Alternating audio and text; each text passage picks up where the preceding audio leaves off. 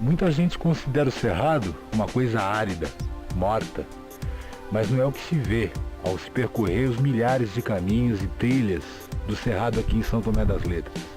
A microflora, milhares de espécies de plantas e flores que alegram o lugar e tornam a questão do Cerrado sem vida uma lenda.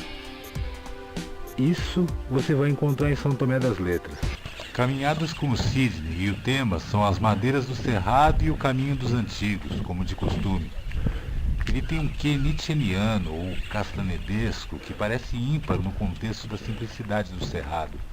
Penso que deve encontrar gente melhor e gente pior do que ele, mas nunca gente como ele. A vida nos chapadões, nos montes de pedra, do Cerrado, que forma toda a paisagem de São Tomé das Letras. A paisagem agreste, pastoral, um modo de vida mais simples, voltado para o campo, para as coisas simples do campo. Sidney fala coisas interessantes e faz piadas sem graça quase o tempo todo. Tenho que rir de algumas, de tão absurdas que são. Ele começa a me incentivar a ficar. Começo, junto com ele, a experimentar a dura lida do machado. Penso no site do camping que tenho que desenvolver numa lan house da cidade.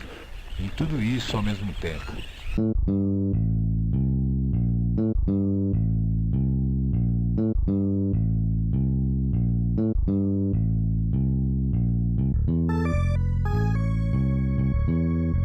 E a família de Sid e Ney, os pintinhos sobreviventes que perderam há pouco seu irmão de criação, continua viva e ativa. Sid e Ney, denominados assim em homenagem singela ao Sidney, não param de crescer.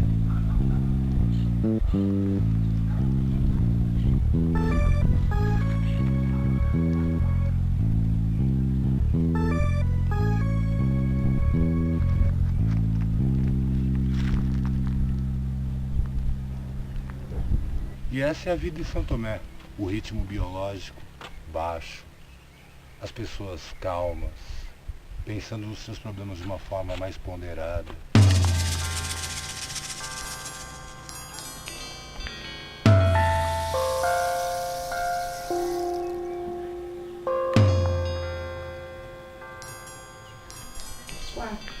Essa faixa pode ser compactada.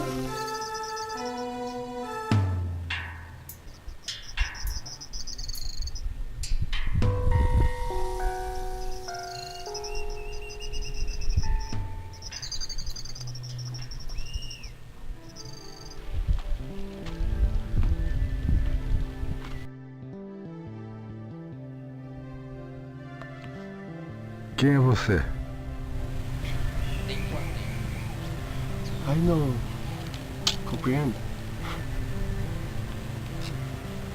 Eu não compreendo, Indiano.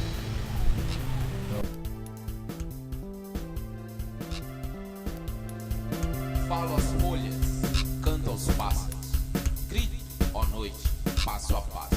Bebo gole, trago vento, penso, ó dia, tempo a tempo. Olho nada, crio a forma, sinto, ó deusas, o universo. Lembro o quadro, risco as paredes, faço, ó ser, a sua imagem. Em todas as formas, sem esses segredos, com muitas palavras, outros desejos. Subindo para a cidade, mexer no site do camping, algo a que me propus para ficar esse excesso de tempo perturbando a paciência das pessoas aqui. Mal acabo de gravar o clipe, a câmera desliga a filmagem após os seus 30 segundos e a polícia me para uma revista. Depois, se ocuparam de Marcinho da motosserra e do borracheiro Flávio, apanhado na mesma batida sem o capacete.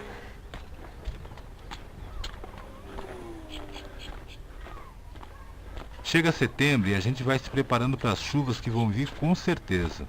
Ainda tenho que passar pela lan house da Gabi e falar com a Luciana, que trabalha lá. Ambas são muito simpáticas, e isso quase compensa a confusão de instalar programas em um computador, para logo em seguida ele ter que ser desligado para reparos.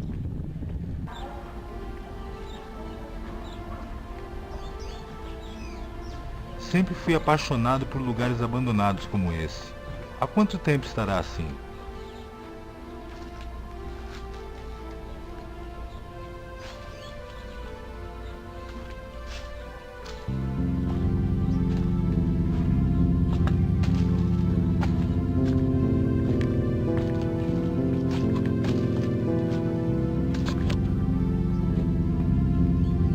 teria levado ao fechamento?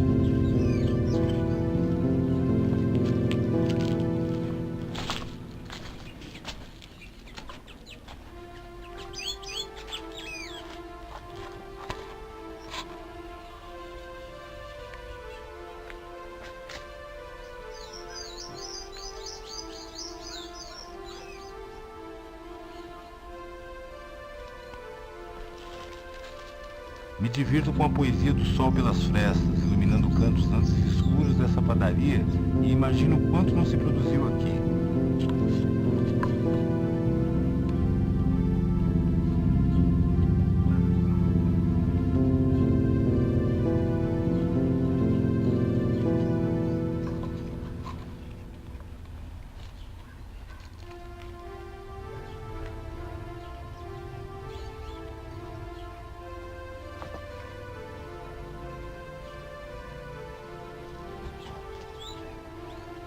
Seja como for, é um lugar sugestivo.